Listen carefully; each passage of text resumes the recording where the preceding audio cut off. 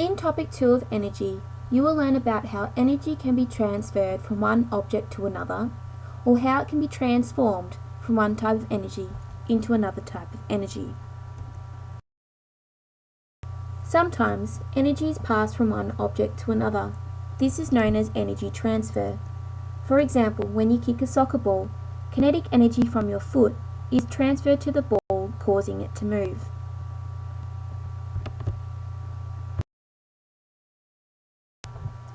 However, when you listen to music, you are relying on energy transformation. Energy can also be transformed from one type of energy into another, and in this case, electrical energy is converted, transformed into sound energy.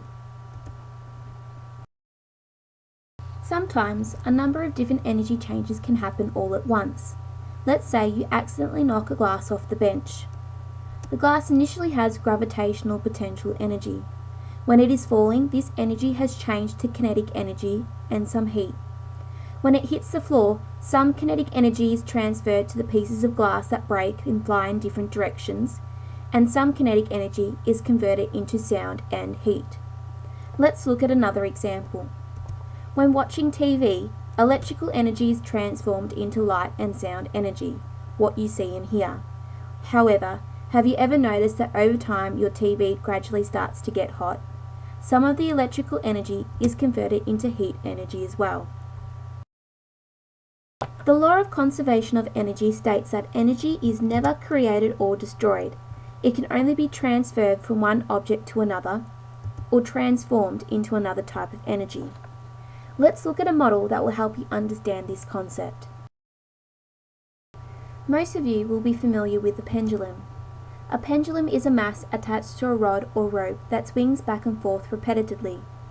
Metronomes and clocks use a pendulum. We can look at how energy is transformed in a pendulum, with the total amount of energy never changing. When a pendulum reaches the top of its swing, it stops for a moment. Since it's not moving, there is no kinetic energy, only potential energy. In this case, it is gravitational potential energy.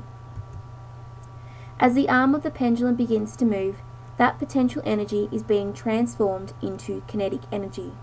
So here we have both potential energy and kinetic energy. When it reaches the middle of its swing or the bottom, there is no potential energy anymore, only kinetic energy as it's still moving. As the pendulum begins its upward swing, the kinetic energy is being transformed back into gravitational potential energy. And again, when it reaches the top of the swing, it is all potential energy. Let's have a look at this in motion. As you can see, it stops at the top of each swing. At these points, it is all potential energy. When it reaches the bottom, it is only kinetic energy. However, when it's between the bottom and the top, there is a little bit of both potential and kinetic energy. As the pendulum swings back and forth, you can see that the total energy doesn't change, but the amount of kinetic and potential energy will vary at different points of the swing.